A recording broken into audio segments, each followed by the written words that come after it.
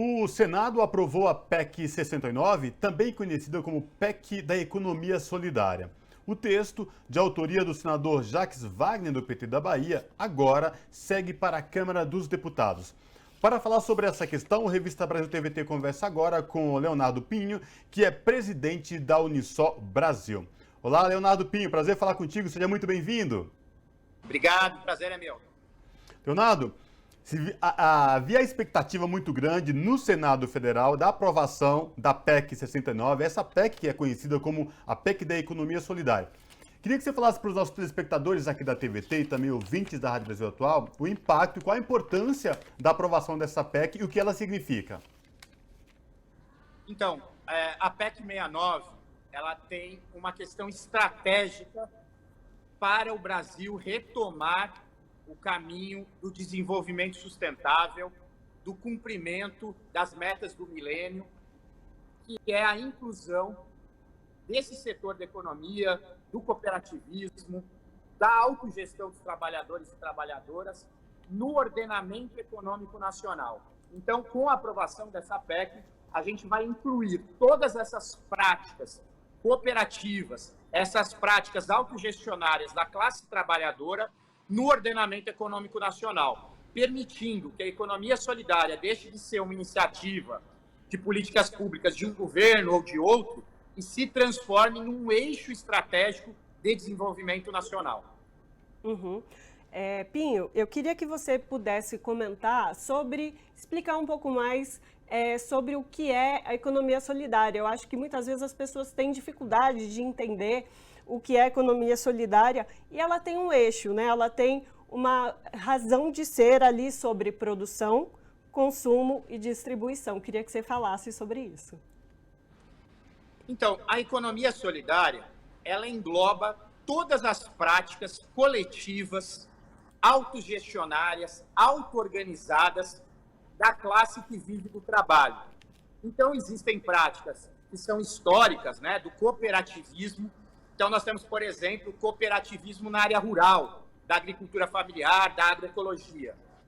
Nós temos as práticas no setor urbano, por exemplo, que muitas pessoas conhecem, que eram duas antigas pessoas que puxavam carroça, que faziam reciclagem, e elas hoje se organizam em cooperativas, em centrais cooperativas de catadores e catadoras. Temos as experiências de recuperação de empresas, empresas que entram em processo de falência e os trabalhadores e trabalhadoras, através da autogestão, recuperam essa empresa e fazem essa empresa, inclusive, em vários setores, ser líder de mercado. E temos experiências, por exemplo, de costura, de artesanato, de produções culturais, enfim, uma infinidade de atividades econômicas, de produção, de comercialização, de consumo e de crédito que envolvem a auto-organização da classe trabalhadora. Esse é o sentido estratégico. É mais um instrumento da classe trabalhadora produzir, comercializar, consumir, gerar crédito para os seus empreendimentos, visando principalmente um novo modelo de desenvolvimento nacional, que promova a justiça social e promova sustentabilidade ambiental no país. Pinho, nós estamos falando de cooperativismo, de economia solidária, que abrange aí um leque infinito, como você bem exemplificou aqui para os nossos telespectadores e ouvintes. A gente sabe também que no Senado foi tranquilo essa proposta de emenda à Constituição, proposta da PEC 69, e que agora ela passa por um outro processo que na Câmara dos Deputados. E a gente sabe que a correlação de forças na Câmara e no Senado é diferente. Queria que você falasse para os nossos telespectadores a expectativa de vocês para esse projeto agora, a tramitação que vai para a Câmara dos Deputados e como a Unisol, que envolve várias cooperativas, a sociedade civil, pode ajudar para pressionar o Congresso para que a Câmara dos Deputados aprove, em definitivo, a PEC 69. Então, nós estamos dialogando agora, inclusive fizemos a Unisol, né, a Unicopas, que reúne a Concrab MST, a Unicatadores, a Unicafes, né? Nós estamos atuando fortemente para votar a emergência desse projeto na Câmara dos Deputados. Nós queremos, antes de iniciar formalmente o processo eleitoral, colocar isso em pauta, porque a Câmara dos Deputados precisa dar uma sinalização, igual o Senado deu, inclusive para o cenário da disputa eleitoral, afirmando que o Brasil precisa voltar para a rota do desenvolvimento. Não é possível, por exemplo, tivemos dados agora, o salário mínimo está regredindo, em vez de ter ganhos reais para a classe trabalhadora. Então, a Câmara dos Deputados precisa votar urgência nessa votação. A Unicopas, a Unisol tem esse compromisso. Estamos dialogando com diversos deputados federais de diversos partidos, porque a Câmara precisa cumprir esse papel de dar uma sinalização para o país. Hoje, a mãe, o pai de família, o trabalhador e a trabalhadora sabem. Nós estamos numa situação muito grave do país, a economia estagnada.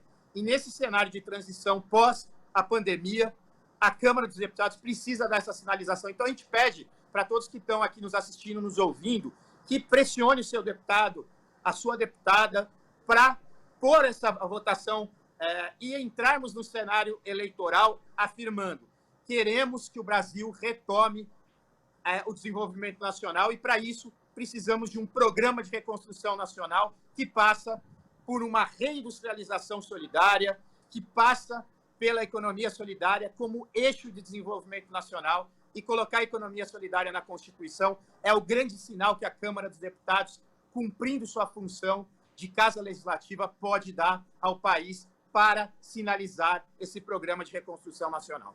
Uhum. Pinho, isso que você coloca é muito importante, porque a economia solidária, sendo uma política de Estado, ela efetivamente também vai ser mais observada, mais pesquisada, mais elaborada, porque a gente tem uma estimativa de que cerca de 3% do PIB gira em torno de economia solidária, mas a gente não tem a exatidão disso, porque muitas vezes é até difícil chegar às práticas, né? Porque são práticas populares, muitas vezes, e que não chegam ao conhecimento das entidades que estão à procura desses dados, né? Se você pudesse falar um pouco disso. Sim, na verdade, nós tivemos uma paralisação.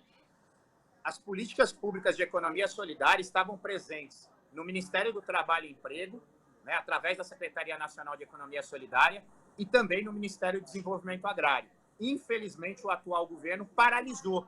E esses dados são dados de quando haviam essas duas estruturas nacionais que coordenavam as políticas públicas no Brasil.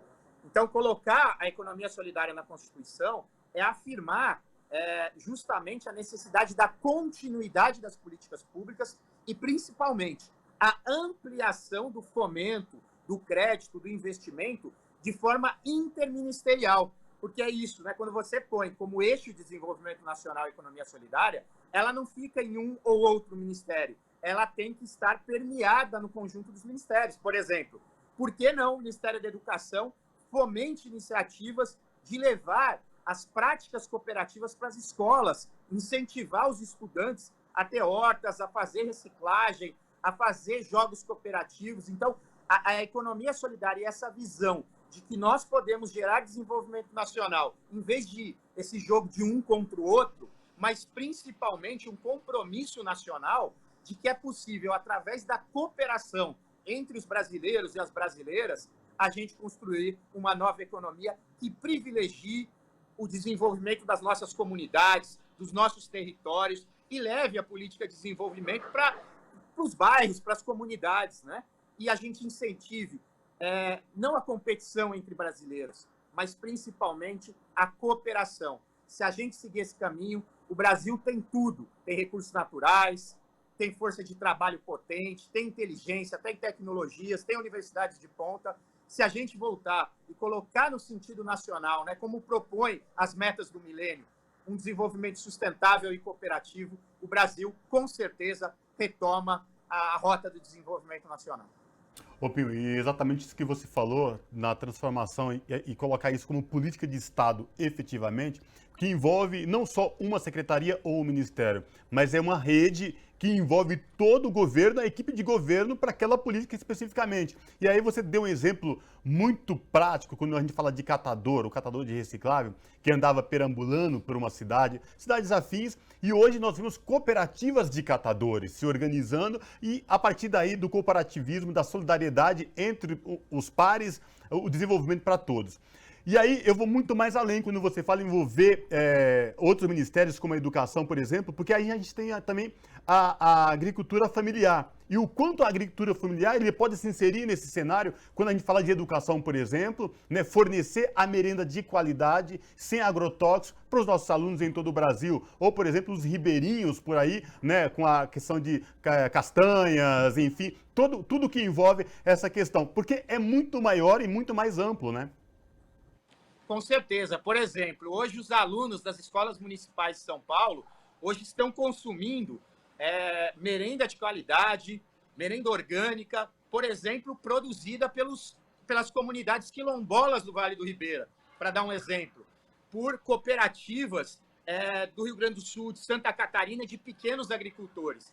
E nós estamos agora, a Unisol Brasil, dialogando com a União Nacional dos Estudantes, porque a gente precisa também que as universidades tenham esse compromisso também de levar para os bandejões, né, das universidades também, produtos de qualidade vindos da agricultura familiar e da agroecologia. Então, esse debate também com o movimento estudantil. Então, a economia solidária, como previsto na PEC 69, estando na Constituição e se afirmando como eixo estratégico de desenvolvimento nacional, nós podemos levar essas práticas de cooperação para diversos segmentos sociais, para diversos ministérios, para fomentar, né, que eu acho que é isso que o Brasil precisa, sair da rota de ódio, sair da rota de intolerância e apostar na potência criativa e produtiva do povo brasileiro.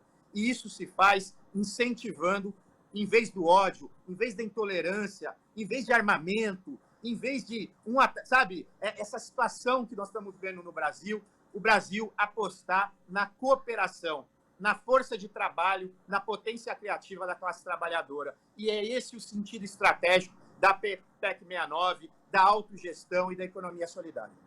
Ô Pinho, para a gente finalizar, como é que está a discussão da PEC 69 em todo o Brasil? Por exemplo, aqui na região sul, onde nós temos, você deu um exemplo do Vale do Ribeira, várias cooperativas, tem uma discussão muito forte da importância da implementação a partir da PEC para se tornar política de Estado. Mas, para além disso, como é que está, por exemplo, no Nordeste, como é que está no Centro-Oeste, no Norte do país, essa discussão? Então, hoje é bem interessante, porque as principais políticas públicas mais inovadoras hoje do Brasil estão sendo feitas na região Nordeste, né? O consórcio do Nordeste tem cumprido um papel estratégico, porque ele tem criado estratégias de novos arranjos produtivos e também políticas públicas que não são de um estado. Ah, a Bahia está fazendo. Não, o consórcio tem conseguido desenvolver estratégias de articulação entre os estados, até porque a produção, a comercialização, pode estar, às vezes, a produção no estado, mas a comercialização é forte em outro. Então, essa visão estratégica que o Nordeste teve de montar o consórcio do Nordeste é um exemplo para o Brasil. O ideal era a gente ter essas dinâmicas e pactuações entre governos estaduais em todas as regiões do Brasil e reestruturando novos arranjos produtivos, privilegiando o desenvolvimento local, o desenvolvimento territorial e a articulação de iniciativas interestaduais, né? Às vezes, por exemplo, nós temos problemas de logística, de sobreposição de impostos entre estados, guerras fiscais. Então, foi bem colocado aí por vocês. Eu acho que o Brasil pode seguir o exemplo do consórcio do Nordeste e a gente ter diversos consórcios que articulem e coloquem a economia solidária como eixo de desenvolvimento, como o Nordeste tem feito, abrindo centros públicos, abrindo espaços de comercialização, lojas em shoppings, em lugares de grande circulação, né? E hoje o Nordeste é vanguarda. Basta ver que quem também puxou isso no Senado, foi muitos partidos que apoiaram, que assinaram, mas quem puxou isso foi um senador do Nordeste, porque é o que ele está vivenciando lá, através dessa interlocução entre os governadores do Nordeste. A luta, como você falou anteriormente, é na Câmara dos Deputados, é pressionar a sociedade civil para que cobre lá seu deputado, para que, de fato, a PEC 69 seja aprovada também na Câmara dos Deputados, não é? Essa é a tarefa do momento. Então, a gente chama os ouvintes aí a pressionar, a dialogar com o seu deputado, com a sua deputada. Queremos a votação de urgência, porque nós queremos que a Câmara dos Deputados dê esse sinal para a sociedade e para o processo eleitoral, que o Brasil precisa ter um programa de reconstrução nacional, e votar a economia solidária na Constituição é esse grande sinal para afirmar que o Brasil pode começar o ano que vem com a retomada do compromisso com o desenvolvimento econômico que promova justiça social e sustentabilidade ambiental. É isso que a classe trabalhadora brasileira, que o cooperativismo brasileiro espera da Câmara dos Deputados.